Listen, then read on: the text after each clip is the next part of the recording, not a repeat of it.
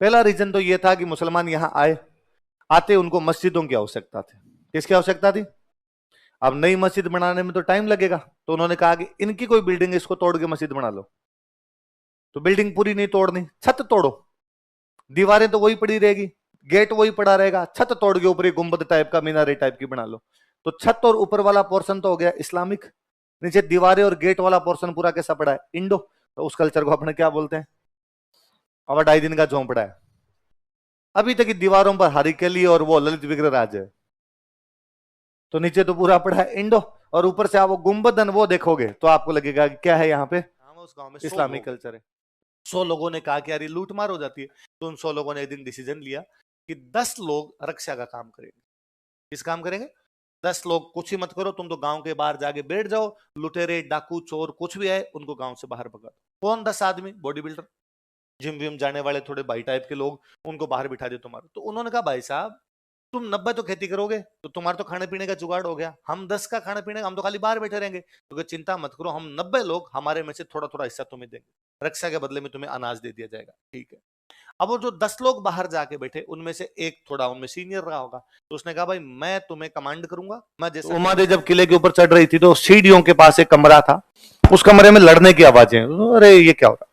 कान लगाए तो उसकी मम्मी और पापा लड़ रहे थे, मतलब लूणकरण अपनी रानी से लड़ रहा है, और लूणकरण कह रहा था कि आज मालदेव जैसे ही फेरों के अंदर आएगा मैं मालदेव को मार दूंगा। अरे ऐसे कैसे? हम बेटी की शादी करने जा रहे हैं। उसने कहा शादी करने जा रहे हैं, दबाव में आके बेटी देनी पड़ रही, यदि अटैक नहीं करता तो हम इसे शादी भी करते। अभी अटैक में तो मरेगा नहीं, आज अंदर लाएंगे, आज मारेंगे इसको। अरे तो बेटी, उनका सती कर देंगे, इसको मारेंगे आज, वैसे ये मरेगा नहीं, आज सबसे अच्छा तरीका है इसको मारने का। और उसने लोणकरण ने अपनी रानी कहा यदि तूने किसी को बता दिया तो पहले तेरे को मारूंगा मैं। मेवाड़ का जन अभी बात के साथ था। अब आप भीलों के गांव से गुजरते, भील तंग करते हैं आपको। बदायूनी आगे हम पढ़ेंगे, बदायूनी लिखता है वैसा हमारा अनाज छीन लिया करते थे, पानी की सप्लाई बंद कर दिया करते थे, जैसे तैसे करके हम वहां पे टाइम पास कर रहे थे हमारा। और सेना जाए बेचारी, वापस जाके नहीं पकड़ा गया। फाइनली अकबर ने परेशान होकर पूछा समस्या क्या है? तुम मुगल प्रताप को कैसे नहीं पकड़ पा रहे? सैनिकों ने कहा साहब मुगल हैं, गूगल थोड़ी है, लोकेशन कैसे पता हमें? उसको पता है हमारी, हमें नहीं पता उसकी। अकबर को बहुत जल्दी समझ आया, समझदार आदमी था, लोगों ने गायर दिमाग खराब हो गया। यदि अहमदाबाद पर राजकुमारी के महल पर अटैक करेंगे तो वहां सेना भी तो होगी, राजकुमारी का महल खाली तो नहीं पड़ा होगा, सिक्योरिटी उसके बाहर होगी, सारे के सारे काम आ जाएंगे। थोड़ा दिमाग से काम ले।